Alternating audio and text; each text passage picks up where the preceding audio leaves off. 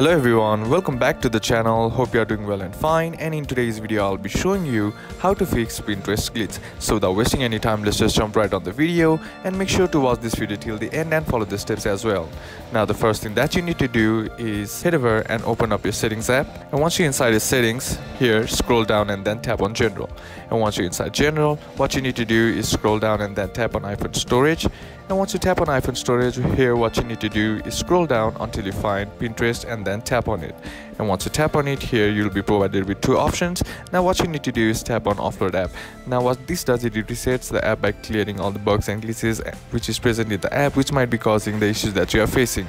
Now once that process is complete, what you need to do is tap on delete app. And now once that process is complete, what you need to do is try again, and that will fix the issue. But if you are still facing the issue, then the next thing that you can do is head over to your app store, and on the search bar simply type in Pinterest.